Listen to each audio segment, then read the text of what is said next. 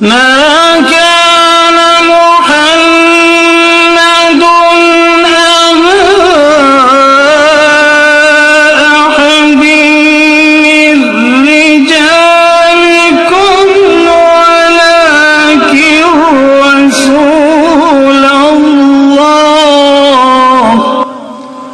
ولكن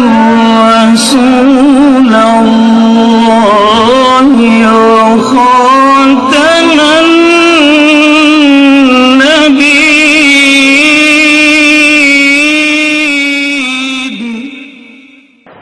نہایت واجب الاحترام بزرگان دین، عزیز بھائی اور دوستوں، اللہ تبارک و تعالی سے دعا ہے کہ رب تعالیٰ کی ذات اقدس اس عاجز کو جو کہ آیت کریمہ حدیث طیبہ پڑھی اس کا سہل انداز سے بیان کرنے کی، اس پر مجھے بھی اور آپ سب کو سنانے کے بعد عمل کرنے کی توفیق نصیب فرمائے۔ میرے عزیز بھائی اور دوستوں، آج کے جمعۃ المبارک کے اردو خطبے کا عنوان سیرت سیدنا علی مرتضی رضی اللہ عنہ۔ سیرت تو آپ کی اتنی بڑی ہے کہ آپ کا بچپن، آپ کا لڑکپن، آپ کی جوانی اور آپ کی یعنی اس جوانی کی اونچائی عمر میں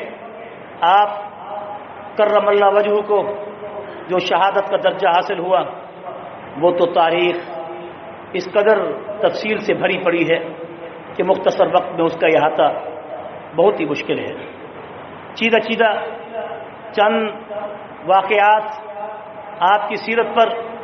اور اس سے پہلے کہ میں سیدنا علی مرتضیٰ کی سیرت کو پیش کروں،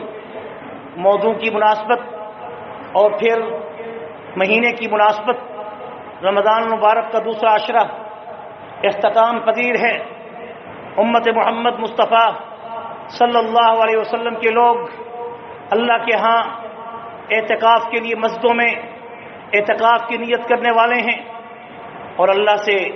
گڑ گڑا کر امت کے سفیر بن کر پوری امت کے لیے دعا کرنے والے ہیں۔ اللہ تعالیٰ ان کی دعاؤں کو پوری امت کے حق میں قبول و مقبول فرمائیں،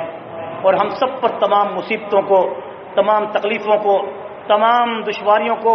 اور تمام بیماریوں کو اور تمام وباؤں کو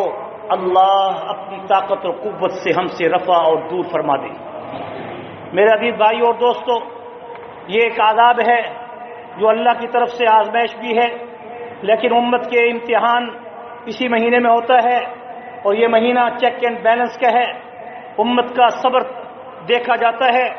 یہی وجہ ہے کہ سیدنا علی مرتضیٰ رضی اللہ عنہ فرماتے ہیں کہ لوگوں، اگر کوئی شخص یہ چاہتا ہے کہ وہ اللہ تعالیٰ کے ہاں برگزیدہ ہو تو اس کے اندر 5 چیزیں ضرور ہونی چاہیے۔ ایک یہ کہ وہ اپنے رب سے ہمیشہ امید رکھے کہ اس کا رب اس پر رحم کرنے والا ہے، اسے اپنے رب سے ہمیشہ امید رکھنی چاہیے۔ کبھی بھی اپنے رب سے یہ امید نہ رکھے نعوذ باللہ من ذالک کہ میرا رب میرے اوپر رحم نہیں کر رہا۔ اسے ہمیشہ اپنے رب سے امید رکھنی چاہیے، اور اسے اپنے گناہوں پر، نمبر 2، اسے اپنے گناہوں پر ہمیشہ استغفار اور ڈرتے رہنا چاہیے۔ گناہ بندوں ہی سے ہوتے ہیں، مگر بندہ اللہ کے نزدیک مقبول اور محبوب وہ ہے جو گناہ کے بعد اگر وہ غلطی کر لے تو وہ توبہ کرتا ہے، گھاٹا ہی نہیں کرتا، اس پہ ڈٹ نہیں جاتا۔ اور اسی طرح آپ نے فرمایا کہ کوئی بھی شخص وہ جانتا ہے کہ میں کوئی بات جانتا ہوں تو اس کو اس پر شکر ادا کرنا چاہیے، لیکن اگر وہ دین کی بات کو جانتا نہیں تو اسے اہل علم فاسألوا اہل الذکر، اللہ کے ان نیک بندوں سے اور اہل علم علماء سے رجوع کر کے بات کو پوچھنا چاہیے۔ صرف نیٹ پر یا گوگل کو اپنا پیشوا یا مفتی نہیں بنانا چاہیے۔ آج امت اس لیے آج امت اپنی مرضی پہ چلتے ہوئے، اپنے منمانی کے اور اپنی مرضی کے فتوے حاصل کرتے ہوئے امت میں آج یہ انتشار ہے، اختلاف ہے، نزاع ہے، فرقہ واریت ہے، لڑائی جھگڑا ہے۔ اس کا حل یہ ہے کہ اہل علم علماء کو اللہ نے یہ بصیرت عطا کی ہے، اگر کوئی بات نہیں جانتے تو آج فون کا زمانہ بھی ہے، کون سی مشکل ہے تمہیں آنے کے لیے، فوراً فون کر کے ان سے مسئلہ ضرور پوچھ لینا چاہیے، کیونکہ انہوں نے اپنی زندگی دین کے لیے وقف کی ہوتی ہے، اس لیے تمہیں بھی ان سے اپنا حق حاصل کرنا چاہیے۔ اسی طرح آپ نے فرمایا کہ جو آپ نے فرمایا کہ جو عالم مسئلہ بتانے والا بھی ہے، اگر کسی موقع پر اس کو مسئلہ بتانے میں اگر اسے معلوم نہیں یا وہ مسئلہ اس وقت جانتا نہیں، تو اسے اپنے علم کا زور دکھاتے ہوئے یہ نہیں کہنا چاہیے کہ یہ مسئلہ یوں ہے، بلکہ اسے یہ کہنا چاہیے واللہ اعلم، اللہ ہی اس کو بہتر جانتے ہیں، میں اس مسئلے کو نہیں جانتا۔ اسے شرم نہیں کرنی چاہیے کسی عالم کو مسئلہ بتاتے ہوئے اگر مسئلہ نہ آئے تو وہ فوراً یہ کہہ دے کہ مجھے اس کا علم نہیں۔ یہ سیدنا علی مرتضی رضی اللہ تعالیٰ عنہ کا چوتھا قول ہے۔ اور پانچواں قول بڑا ہی اہم ہے کہ اے امت محمد صلی اللہ علیہ وسلم کہ صبر کو تمہارے اندر ایسی فضیلت حاصل ہے، تمہارے اعمال کے اندر ایسی فضیلت حاصل ہے، تمہاری نیکیوں کے اندر ایسی فضیلت حاصل ہے جیسے جسم کے اندر سر کو فضیلت حاصل ہے۔ اگر کوئی شخص صبر نہیں کر سکتا، اس کے اندر قناعت نہیں ہے،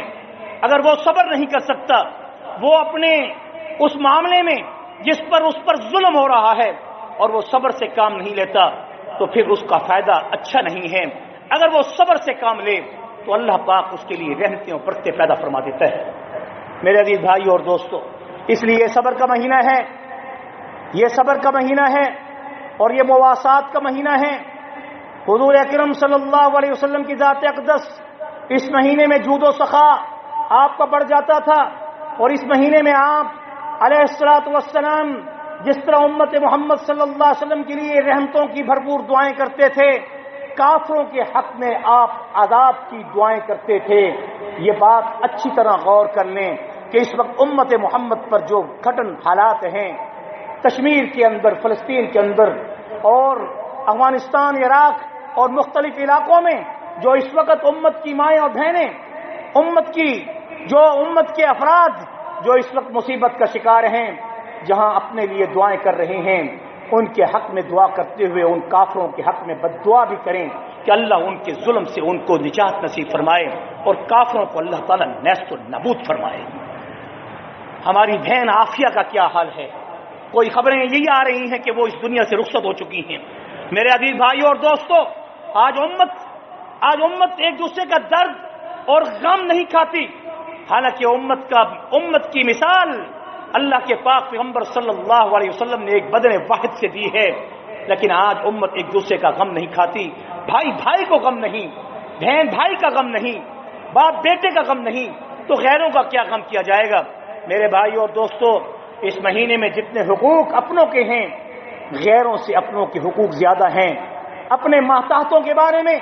آپ صلی اللہ علیہ وسلم اس وقت غلام ہوا کرتے تھے، تو آپ نے جاتے وقت اس دنیا سے یہ بات کہی اور یہ وصیت کی، وما ملکت، خیال کرنا جو تمہارے محتاط غلام ہیں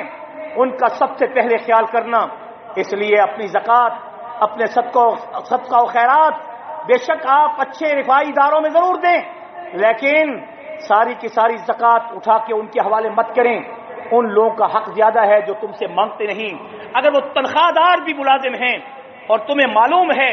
کہ اس تھوڑی سی تنخواہ میں اس ملازم کا گزارا نہیں ہو سکتا، تو ہمیں چاہیے کہ ہمیں اپنی زکوٰۃ سے اور اپنے صدقات سے ان کی مدد کرنی چاہیے، اپنی بہنوں کی، اپنے بھائیوں کی، اپنے عزیز و اقارب کی، اور بالخصوص ان عزیز و اقارب کی جن سے ہم خفا ہیں لیکن وہ غریب ہیں، مشکل میں ہیں، تو ان کی مدد کرنی چاہیے۔ اور اس وقت کچھ لوگ ایسے بھی ہیں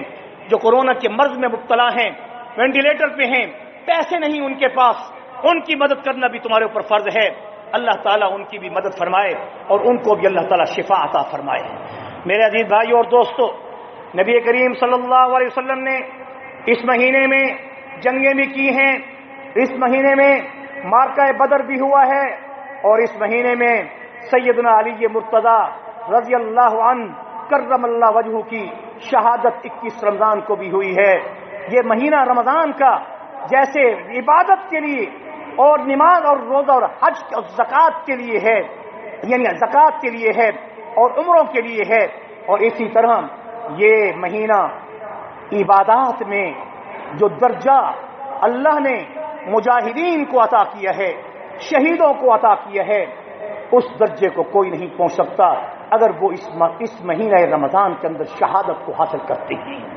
اور اللہ کے دین کو بلند کرنے کی خاطر، حضور کی ختم نبوت پر جان دینے کی خاطر اگر وہ اپنے زخم برداشت کرتے ہیں تو ان کا اجر سب سے بڑھ کر ہے۔ لا يستوي القاعدون من المؤمنین غیر اولی الضرر والمجاہدون فی سبیل اللہ باموالہم وانفسہم فضل اللہ المجاہدین باموالہم وانفسہم علی القاعدین درجہ۔ اللہ کا قرآن یہ کہہ رہا ہے کہ بیٹھنے والے، عبادت کرنے والے، مسجدوں میں، گھروں میں نمازیں پڑھنے والے، ان کے درجے سے ان کا درجہ بلند ہے جو اللہ کے راستے میں نکلنے والے ہیں۔ میرے عزیز بھائی اور دوستو، بہرحال سیدنا علی مرتضیٰ رضی اللہ عنہ کی شہادت 21 رمضان المبارک کو ہوئی، اور سیدنا علی مرتضیٰ رضی اللہ عنہ ان 4 بھائیوں میں ہیں جو ابو طالب کے بیٹے تھے۔ ایک کا نام عقیل رضی اللہ عنہ، دوسرے کا نام جعفر طیار رضی اللہ عنہ، تیسرے کا نام طالب تھا جو بڑے بیٹے تھے۔ بڑے بیٹے طالب کے ماں سوا تینوں بیٹے عقیل بھی اور جعفر طیار بھی اور سیدنا علی مرتضیٰ بھی تینوں کے تینوں مسلمان ہوئے۔ اور طالب جو تھے ان کے بارے میں ایک وسیقہ قسم کی ایک مضبوط روایت ہے کہ وہ بچپن میں جنات کا شکار ہونے کی وجہ سے جنات نے ان کو اٹھا لیا تھا، وہ غائب کر دیے گئے تھے اور جنات نے ان کو اٹھا لیا تھا۔ اور یہ تحقیق اور تدقیق ابن کثیر اور در منصور اور تاریخ وغیرہ میں موجود ہے، اور اس پر اتفاق بھی ہے، کوئی انکار بھی نہیں۔ اس لیے وہ حضور اکرم صلی اللہ علیہ وسلم کے زمانے کو نہ پا سکے اور ایمان کو قبول نہ کر سکے، اور اس حالت میں وہ اللہ کے پاس کہیں اللہ تعالیٰ نے ان کو جس طریقے سے بھی وفات دی وہ اللہ کے پاس پہنچ گئے۔ میرے عزیز بھائی اور دوستو، تو سیدنا علی مرتضیٰ رضی اللہ عنہ جہاں جیسے وہ شہید ہوئے 21 رمضان المبارک کو، ایسے ہی جعفر طیار جو آپ کے بھائی تھے وہ جنگ موتا میں شہید ہوئے، اور ایسے ہی سیدنا عقیل رضی اللہ عنہ یہ بھی شہید ہوئے۔ اور ان کے واقعات مشہور ہیں کہ جس میں سیدنا امیر معاویہ رضی اللہ عنہ اور سیدنا علی مرتضیٰ رضی اللہ عنہ کے درمیان جو اختلاف ہوا، وہ اختلاف اپنی اپنی جگہ پر دونوں کا حق پر تھا۔ حضرت علی رضی اللہ عنہ وہ فوراً سیدنا عثمان کا قصاص نہیں چاہتے تھے، کیونکہ مزید مدینہ کی سرزمین کو رنگین ہونے سے وہ بچانا چاہتے تھے، اور سیدنا امیر معاویہ کہتے تھے نہیں، عثمان کو بڑی بے دردی کے ساتھ بیوی بچوں کے سامنے ان کو شہید کیا گیا ہے، قرآن پر ان کی گردن ان کو ذبح کیا گیا ہے،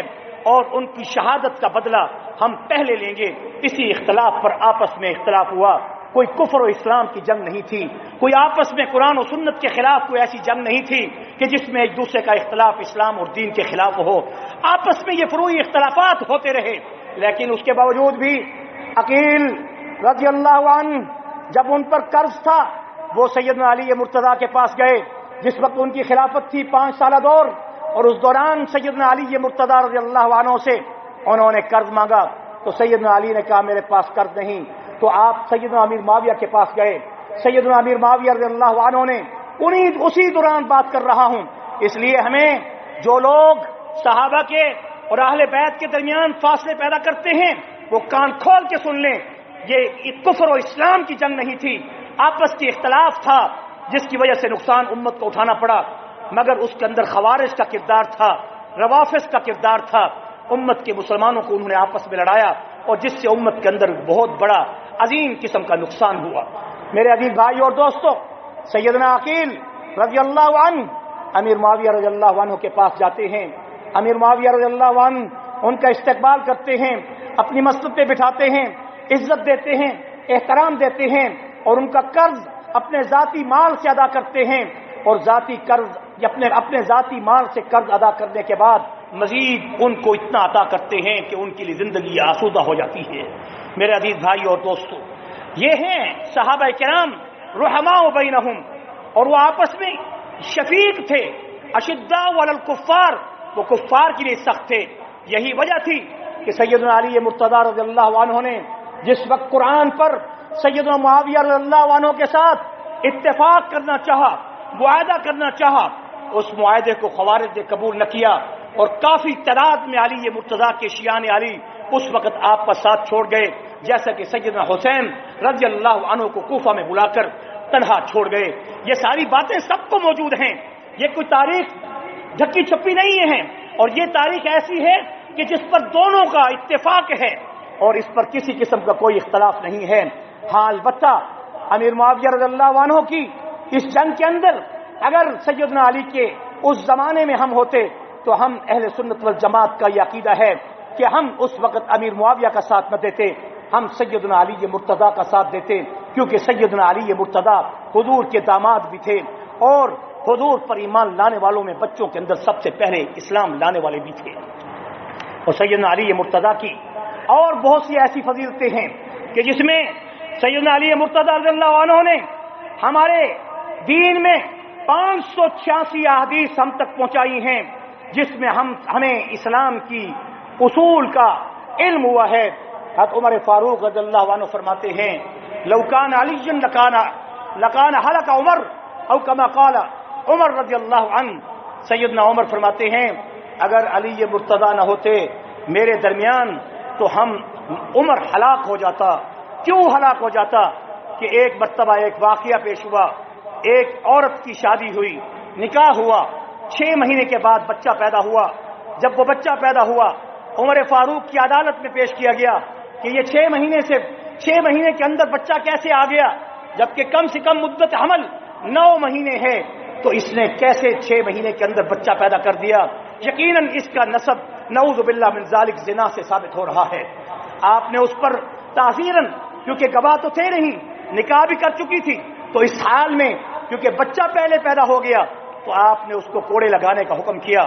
اور جلادوں کو حکم کیا کہ یقیناً اس نے کوئی گناہ کیا ہے کہ نکاح کے 6 مہینے کے اندر بچہ پیدا ہو گیا،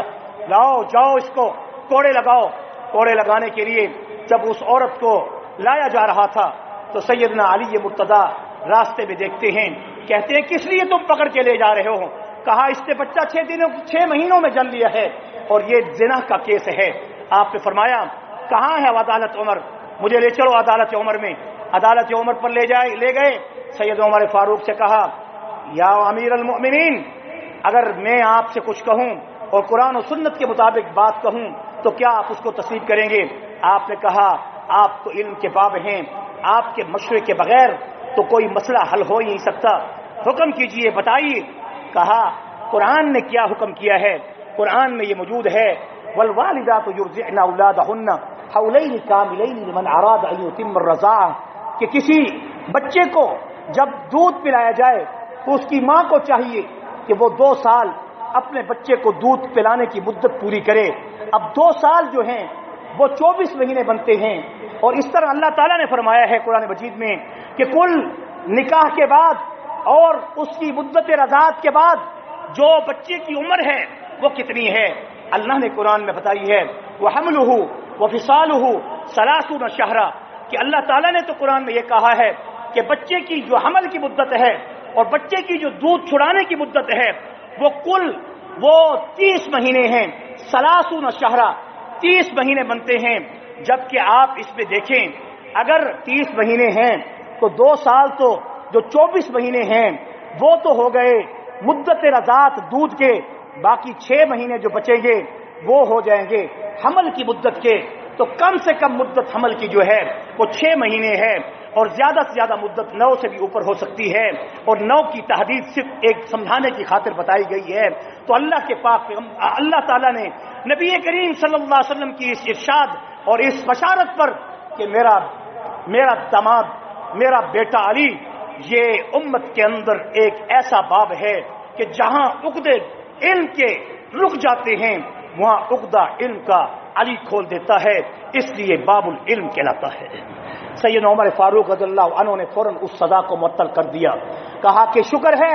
کہ علی ہمارے اندر موجود تھے کہ 6 مہینے کی مدت قرآن کی اس آیت سے ثابت کر دی کہ حمل کی مدت بھی 6 مہینے ہو سکتی ہے، 6 مہینے سے اوپر بھی ہو سکتی ہے، 6 مہینے سے کم نہیں ہو سکتی. تو بہرحال میرے عزیز بھائیو اور دوستو،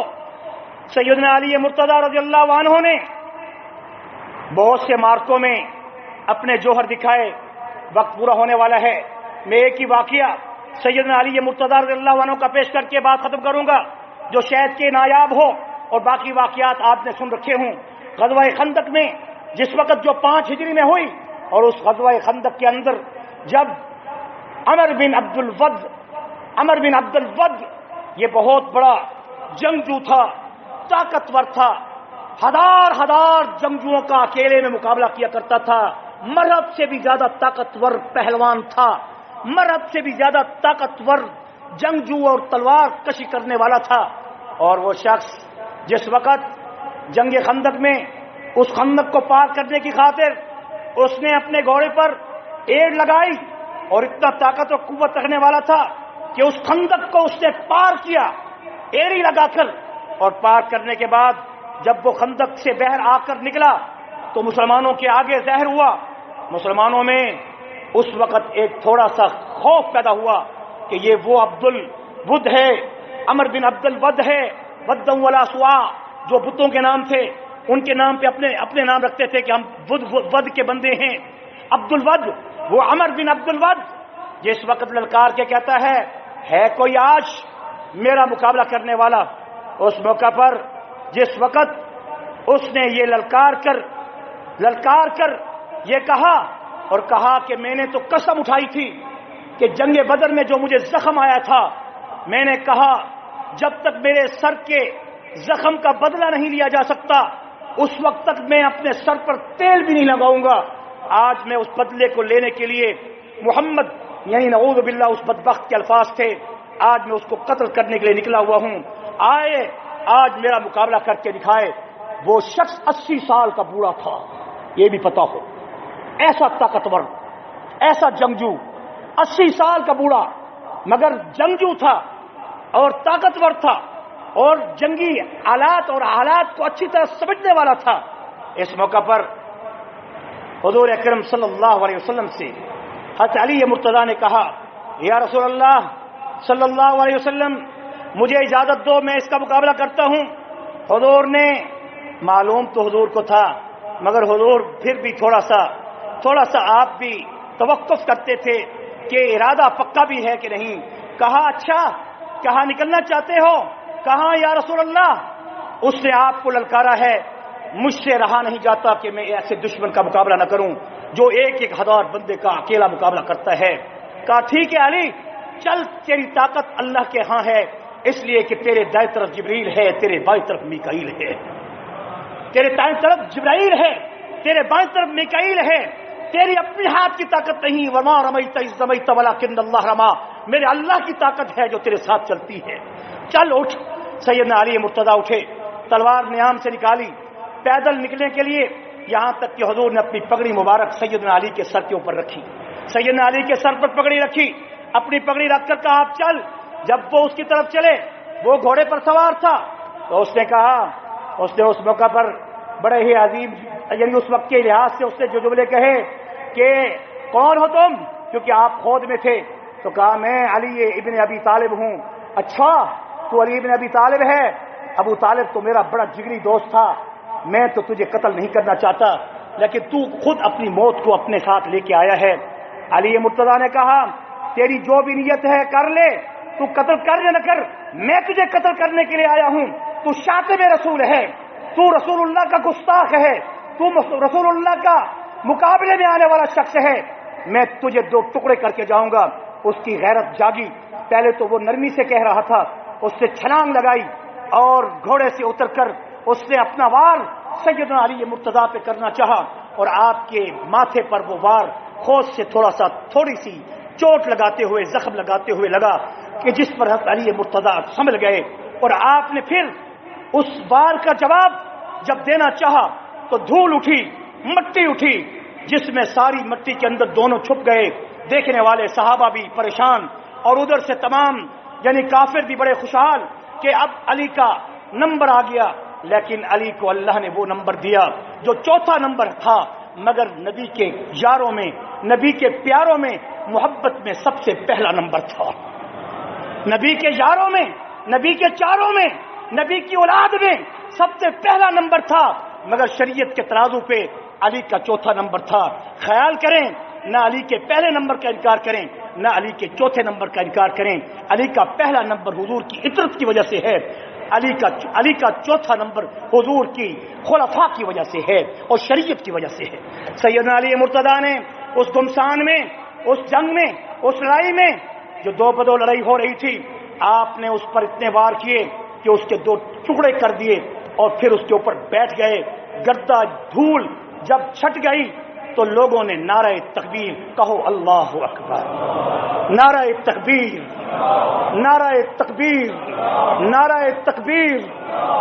اللہ تعالی ہم سب کو اس نعرے کے زندہ رکھنے کی توفیق نصیب فرمائے اور اس نعرے کی برکت سے اللہ کورونے کو بھی دور کر دے اور مسلمانوں پر عذاب اور مصیبتوں کو بھی دور فرما دے۔ ربنا تقبل منا انك انت السميع العليم وتب علينا انك انت التواب الرحيم وصلى الله تعالى على خير خلقه محمد وآله واصحابه اجمعين۔